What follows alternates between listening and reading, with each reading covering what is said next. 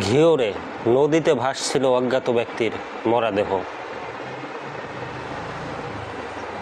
মানিকগঞ্জের ঘিওর উপজেলা কালিঙ্গা নদী থেকে অজ্ঞাতনামা এক ব্যক্তির ভাসমান মরদেহ উদ্ধার করেছে পুলিশ।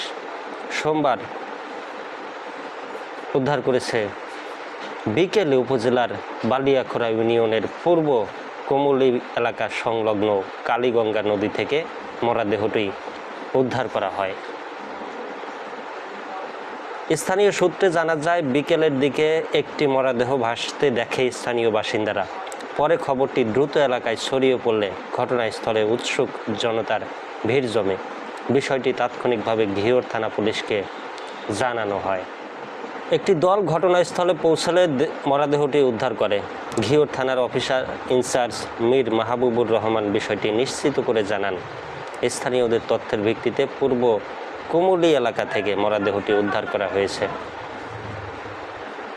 প্রাথমিক সুরতহাল শেষে মরদেহটি ময়নাতদন্তের জন্য মানিকগঞ্জ সদর হাসপাতালের মর্গে পাঠানো হয়েছে।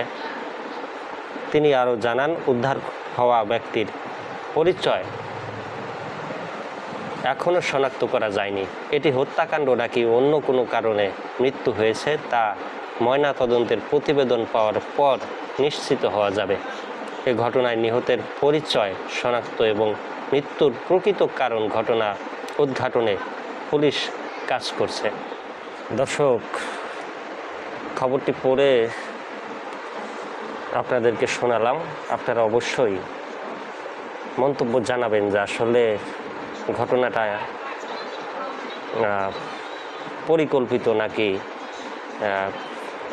অনাকাঙ্ক্ষিত ঘটনা। এখনও তদন্ত চলছে। স্থানীয় সূত্রের বরাতে এতটুকুন নিশ্চিত হওয়া গেছে। যারা আমার চ্যানেল এখনও সাবস্ক্রাইব করেন নাই, অবশ্যই চ্যানেল সাবস্ক্রাইব করবেন। ধন্যবাদ।